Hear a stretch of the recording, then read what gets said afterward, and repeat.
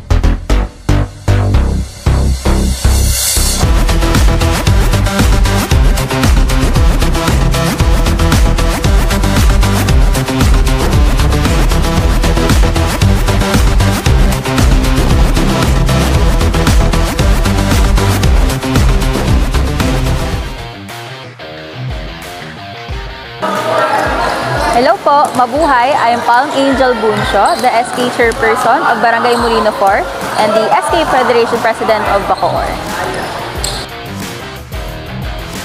I've known Meiji before.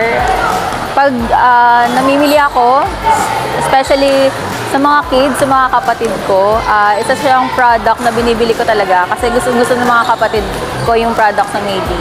Especially yung mga chocolate nila, yung mga varieties ng kanilang products, yung iba't ibang flavors, isa talaga siya sa mga gusto rin po ng mga kapatid ko. Kaya doon ko siya nakilala.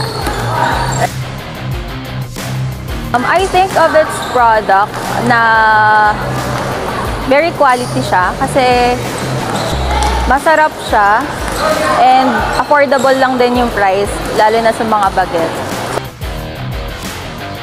And I would like to thank Meiji for this opportunity, especially po sa ating mga youth here in Bacoor, na bukod sa products na ino-offer nila is they have the sports development, lalo na po sa mga kabataan po natin na we've known naman here in the Philippines, sobrang sikat talaga ng basketball and sports para ma-develop yung mga kabataan natin and for them to enjoy.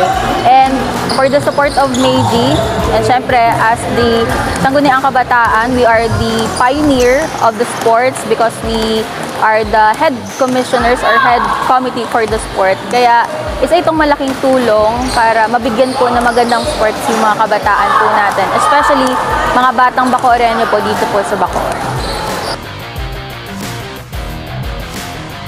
Nga po pala si Ivan Cristo Cuevas, galing pong Summer Hills RYC. Ang nafe-feel ko po ngayon ay masaya po dahil nakuha po namin ng kampiyon po na ito. At dahil po nakuha namin ng kampiyon po na ito, dahil pinag-insayahan po namin ng matindi, at yun lang po.